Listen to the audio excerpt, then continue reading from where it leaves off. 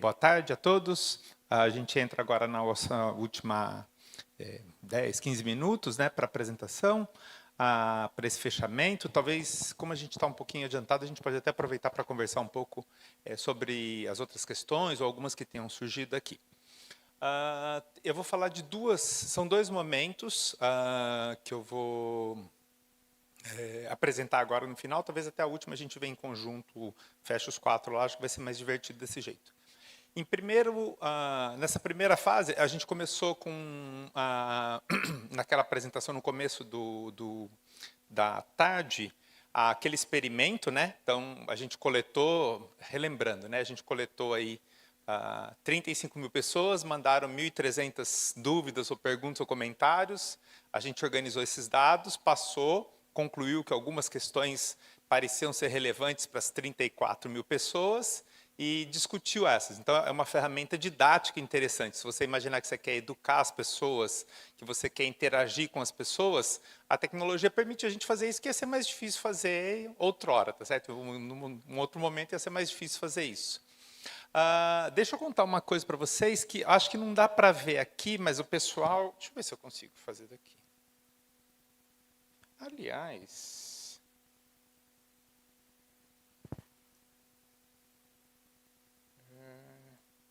Eu acho que eu não consigo fazer daqui. Dado que a gente tem tempo, deixa eu ser mais ousado aqui. Deixa eu ver se funciona desse jeito ou não. Aqui ainda está passando. O Roberto não acabou, né? Ups. Como vocês podem ver, eu gosto do Led Zeppelin. Está aqui. Então, acho que funcionou. O que acontece? Essa questão de demo, né, de ver a tecnologia funcionando e tudo mais, então vocês devem estar me vendo ali na tela, e tem um delay, mas o que vai acontecer é o seguinte, se tudo der certo, e eu venho para cá, a tela vai começar a me acompanhar aqui. Então, quem está online, está me vendo, que tem nessa tela aqui do YouTube, deve acontecer daqui a pouco, eu imagino, eu não sei se eu estou forçando muito o sistema do Murilo e do Bruno, vamos ver. Mas deve acontecer dessa câmera continuar a me acompanhar.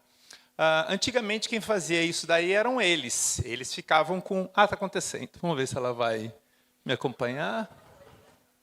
Foi sim. Antigamente era o Murilo e o Bruno que ficavam lá com um joystick ou alguma coisa assim, acompanhando a pessoa. De vez em quando dava errado, eles se distraíam, um contava piada para o outro, derrubava café, sei lá o quê, e não funcionava direito isso daí. Funcionava um pouco, não funcionava direito. Agora quem está fazendo isso é visão computacional. Então, tem um algoritmo no sistema deles, que está controlando uma câmera com um motorzinho lá, que fica me acompanhando onde eu estou, e aí essa câmera vai chaveando automaticamente. Então, para quem quer ver visão computacional funcionando, existe um algoritmo nesse momento acompanhando e fazendo essa transmissão. Então, um exemplo da tecnologia funcionando disso tudo, dessa abordagem que o Roberto estava explicando aí, funcionando ao vivo para vocês. Aí. Como diz, tem duas maneiras que eu costumo brincar com os meus alunos. Né? Tem a versão do MIT e tem a versão do Faustão. No MIT tem um ditado que eles dizem que é demo or die, quer dizer, ou demonstra ou morra. Demonstra sua tecnologia ou morra, demo or die. A versão brasileira é quem sabe faz ao vivo. Então, você vê a tecnologia funcionando, quem sabe faz ao vivo o troço funcionando. Né? Então, essa era a primeira coisa que eu queria contar para vocês. E deixa eu contar de uma aplicação que envolve algumas coisas importantes na perspectiva, no contexto que a gente está dizendo hoje.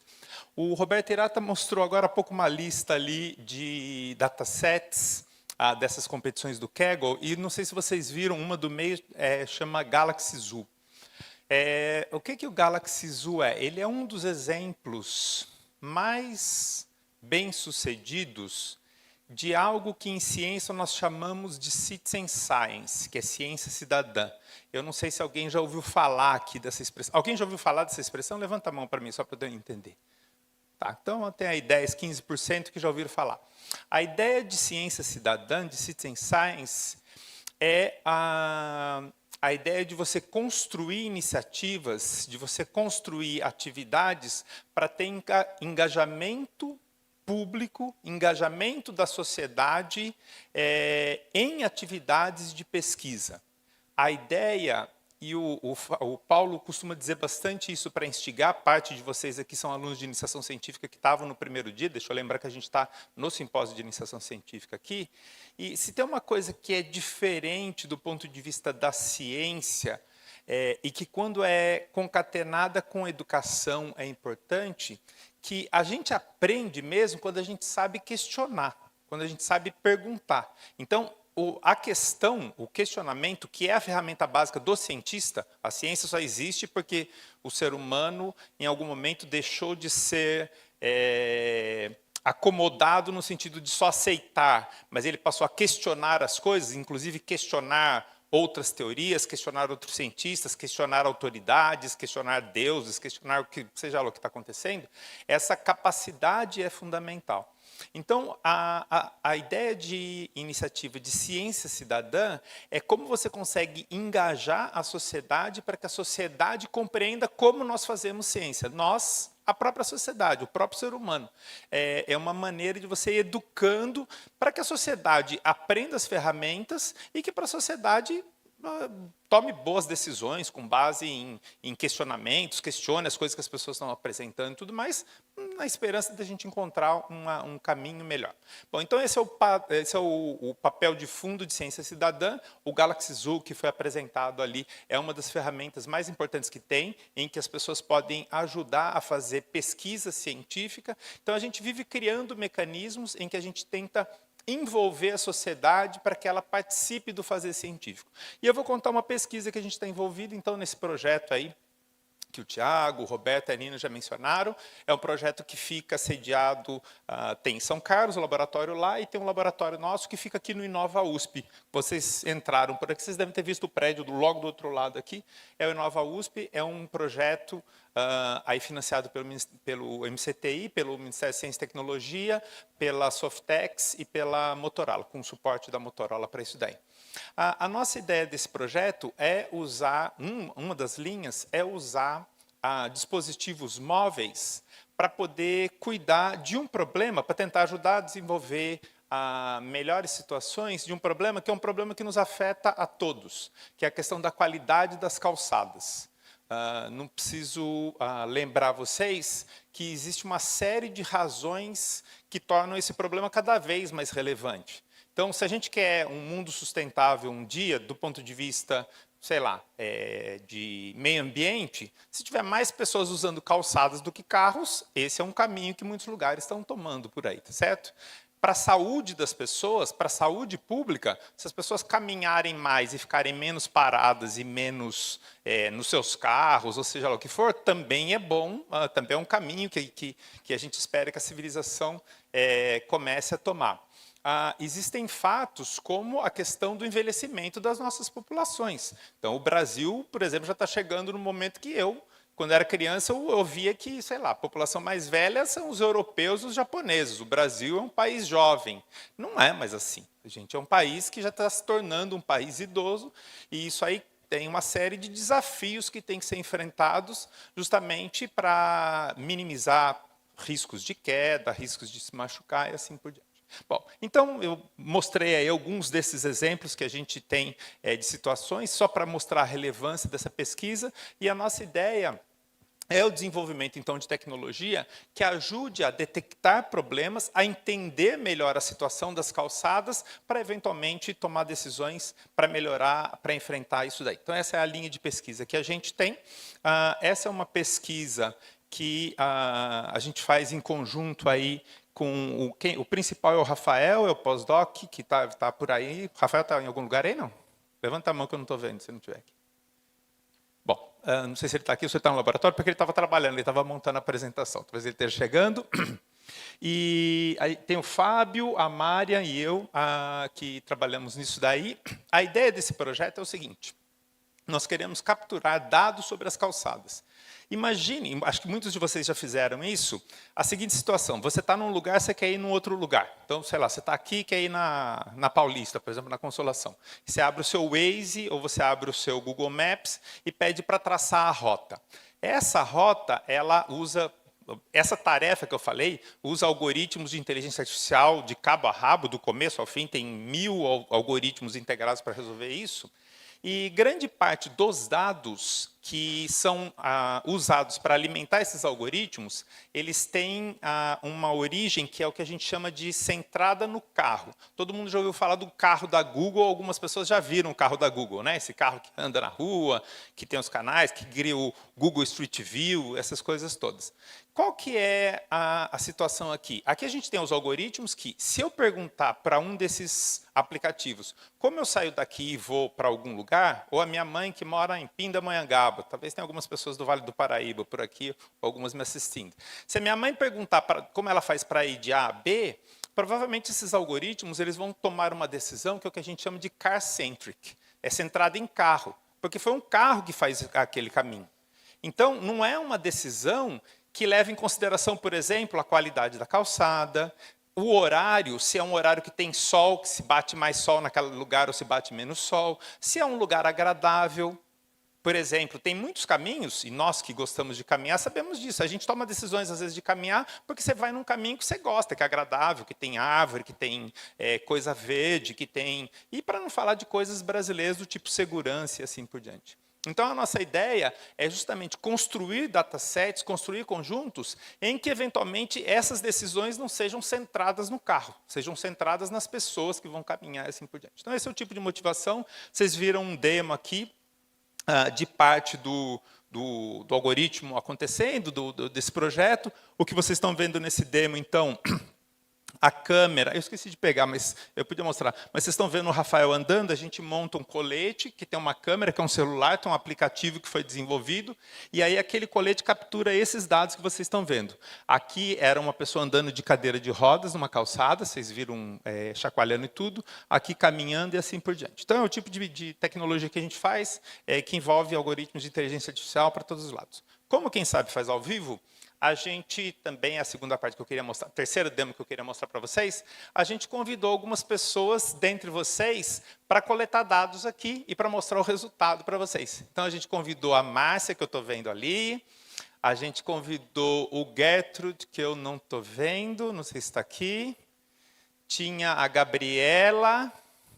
Talvez eles tenham ido.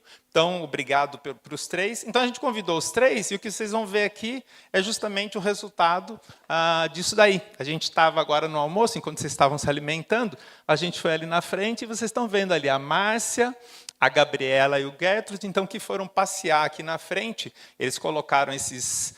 dispositivos, né? Então, o colete que vocês estão vendo, as câmeras, e saíram caminhando aqui em volta, coletando dados para demonstrar o tipo de coisa que a gente consegue fazer. Então, esses datasets estão sendo construídos, são conjuntos de dados que envolvem vídeo, áudio, a gente consegue adquirir dados, o Thiago comentou de manhã, que a gente chama de multimodalidades, então tem sensores, giroscópio, acelerômetro, GPS, todas essas diferentes linhas, diferentes tipos de fontes de dados, e ali vocês estão vendo os acelerômetros andando, o giroscópio funcionando enquanto as pessoas caminham. Esse é o tipo de vídeo que a gente captura, então vocês estão vendo que é um vídeo, ele...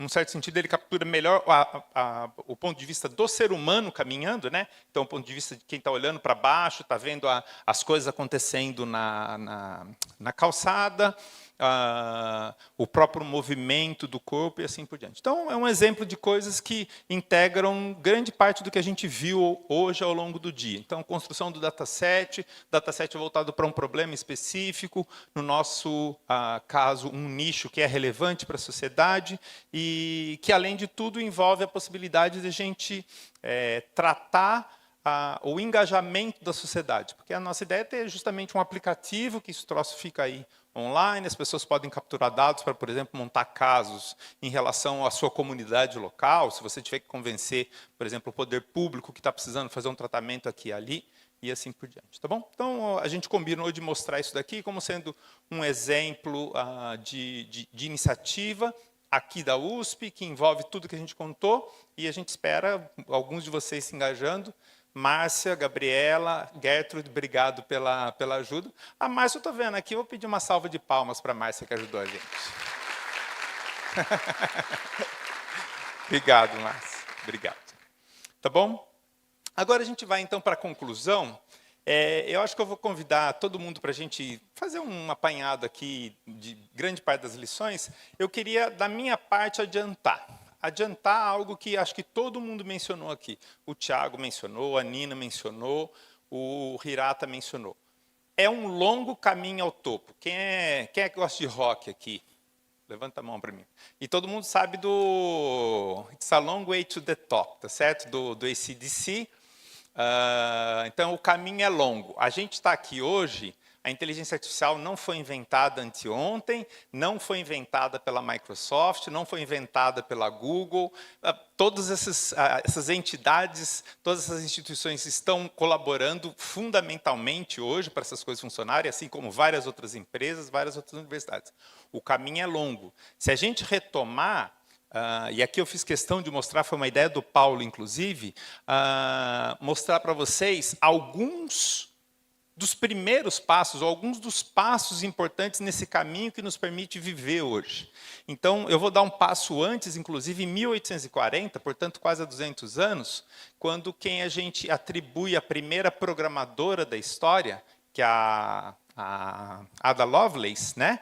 Que projetou os primeiros algoritmos, os primeiros procedimentos para a Differential Engine do Babbage.